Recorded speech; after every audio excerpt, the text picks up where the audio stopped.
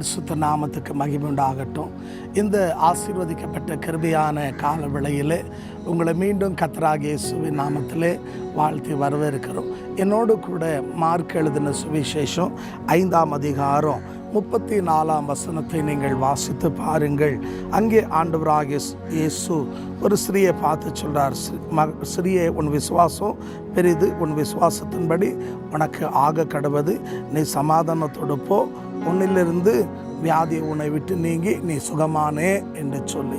அன்பான சகோதரனே, சகோதரியே, இந்த வேத பகுதியை நாம் கவனிக்கும் போது கர்த்தருடைய வார்த்தை சொல்லுது, உன் விசுவாசம் பெரிது என்று சொல்லி. இந்த வார்த்தையை கவனிக்கிற அன்பு சகோதர சகோதரியே, இந்த கால வேளையில் உன்னுடைய நிலைமை மாறணும், உன்னுடைய சூழ்நிலை மாறணும், கர்த்தர் உனக்கு அற்புதம் செய்யணும் அப்படின்னு சொன்னீங்கன்னா நீங்கள் யாராக மாறணும்னா விசுவாசம் உள்ளவர்களாக மாறணும். ஏன்னா இன்றைக்கி பல நேரங்களில் நமக்கு உலக பிரகாரமான திறமை இருக்குது, பலன் இருக்குது, சாமர்த்தியம் இருக்குது, எல்லாம் இருக்குங்க. ஆனால் விசுவாசம் இருக்காது.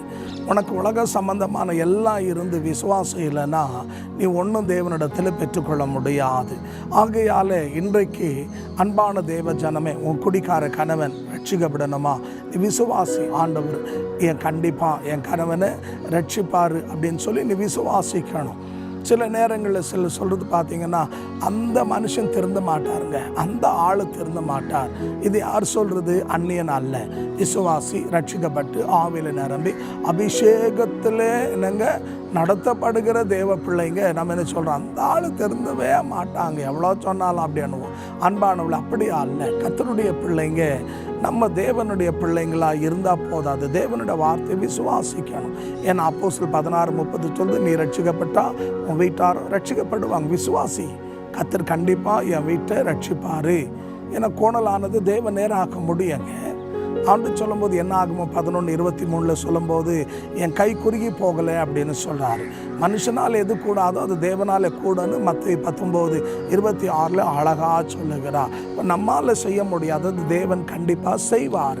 நீங்கள் விசுவாசிக்க வேண்டும். இந்த 12 வருஷம் பெரும்பாடுள்ள ஸ்திரியை பாருங்கள், அவள் விசுவாசித்த ஆண்டவருடைய வஸ்திரத்தின் தொங்கலை தொட்டால் என் நோய் சுகமாகும். இன்றைக்கு ஒருவேளை நீங்கள் வியாதி படுக்கையில் படுத்திருக்கலாம், உன்னுடைய எலும்புகள் அன்பான தேவ ஜனமே இன்றைக்கு பார்த்தீங்கன்னா ஒருவேளை அதனுடைய சாரம் அற்று போயிருக்கலாம். ஒருவேளை எலும்புகளில் பிரியமான தேவ ஜனமே சரியான வளர்ச்சி இல்லாமல் இருக்கலாம். அன்பான சரீரத்தில் பல நாட்களாக வியாதிகளோடு நீங்கள் போராடி கொண்டிருக்கலாம். ஆனால் இந்த காலவேளையில் கர்த்தருடைய வார்த்தையை விசுவாசி. ஆண்டவர் நிச்சயமாக எனக்கு ஒரு அற்புதத்தை செய்வார். நீங்கள் மருத்துவரால் கைவிடப்பட்டிருக்கலாம், மருந்துகள் கைவிடப்பட்டிருக்கலாம், ஏன் உங்கள் பணம் உங்களுக்கு உதவி செய்யாமல் போயிருக்கலாம், ஏன் உங்கள் சொந்தக்காரங்க உங்களை என்ன பண்ணியிருக்கலாங்க விட்டு விலகி இருக்கலாம். ஆனால் ஒன்றுங்க, இந்த காலையில் யார் நம்மளை கைவிட்டாலும் நீங்கள் கவலையப்படாதீங்க. ஆண்டவர் என் நிலைமையை மாற்றுவார். என்னங்க, விசுவாசிங்க கர்த்தருடைய வார்த்தையை. தேவ வசனத்தை நீங்கள் வாசித்து பாருங்கள். ரோமர் 4ஆம் அதிகாரம் 18-20 வசனம் வரைக்கும் வாசிக்கும்போது ஆபிரகாமுக்கு என்னங்க 100 வயது, அவரோட மனைவிக்கு 91 வயது, ஆனாலும் பிள்ளை பெற முடியாது நினச்சாங்க. அன்பான தேவ ஜனமே, ஆனால் ஆபிரகாம் பார்த்தீங்கன்னா வசனம் சொல்லுது, அன்பானோட அவர் விசுவாசத்தில் என்ன ஆகலையாம், பலவீனம் ஆகலையாம். ஒருவேளை இன்றைக்கி விவாகமாய் பல ஆண்டுகளாக உங்களுக்கு பிள்ளை இல்லாத இருக்கலாம். ஆனால் இன்றைக்கி கர்த்தருடைய வார்த்தையை விசுவாசிங்க. ஆண்டவர் கண்டிப்பாக எனக்கு என்ன பண்ணுவாருங்க, பிள்ளை பாக்கியம் தருவார் அப்படின்னு விசுவாசி. எனக்கு விசுவாசத்தில் என்ன ஆகிடக்கூடாதுங்க, பலவீனமாகக்கூடாது. தேவ சமூகத்தில் வருகிற நீங்கள் தேவன் கண்டிப்பாக, நீங்கள் எபிரேயர் 11:6 வாசித்து பாருங்கள், தேவனிடத்தில் வருகிறவர்கள் தேவன் உண்டென்றும் தேவனை தேடுகிறவர்களுக்கு பலன் அளிக்கிறார் என்று விசுவாசிக்கணும். நீங்கள் விசுவாசிச்சிங்கன்னா கண்டிப்பாக நான் கர்த்தருடைய ஊழியக்காரனாக சொல்லுகிறேன், உங்கள் வாழ்க்கையில் கர்த்தர் பிரியமான தேவ ஜனமே எல்லா சிறையிருப்பும் தேவன் மாற்றுவார். ஒருவேளை உங்கள் பிள்ளைங்களுக்கு விவாகமாக இல்லாமல் இருக்கலாம், பல நாட்களாக ஜெபிக்கலாம். இன்றைக்கு தேவ சமூகத்தில் கர்த்தருடைய ஊழியக்காரனாக ஜெபிக்கிறேன். தேவனுடைய மனுஷன் அவங்களுக்கு சொல்கிறேன், நீ கர்த்தருடைய வார்த்தை விசுவாசி. கண்டிப்பாக தேவன் இந்த மாதத்தில் உனக்கு ஒரு அற்புதம் செய்வார். அன்பான தேவ ஜனமே, ஒருவேளை வியாபாரத்தில் நீங்கள் முன்னேறாமல் போயிருக்கலாம், ஒருவேளை கைட்டு செய்கிற எல்லாமே நஷ்டமாக மாறி இருக்கலாம். நீ கர்த்தருடைய வார்த்தை விசுவாசி. ஆண்டவரே, நான் இழந்த எல்லாவற்றையும் நீங்கள் ரெட்டிப்பாக தரப்போகிறதுக்காக நன்றி, எனக்காக வாசலை திறப்பதுக்காக நன்றி, எனக்கு அதிசயம் செய்வதற்காக நன்றி என்று நீ கர்த்தருடைய வார்த்தை விசுவாசி. நான் நிச்சயமாக சொல்வேன், தேவன் உங்கள் வாழ்க்கையில் பெரிய காரியங்களை செய்ய தேவன் உண்மை உள்ளவர். ஏன்னா ஆண்டவர் சொல்றார், உன் விசுவாசம் பெரிது, உனக்கு விசுவாசம் இல்லாமல் 1000 பேர்கிட்ட போய் நீ தலை கொடுத்தாலும் 1000 பேர் இல்லைங்க, கோடி பேர் ஜெபம் பண்ணாலும் உனக்கு அற்புதம் நடக்காது. முதல் நீ விசுவாசிக்கணும், நீங்கள் விசுவாசிக்கணும். தேவன் செய்வார். ஆண்டவரால் ஆகாதது ஒன்றும் இல்லை.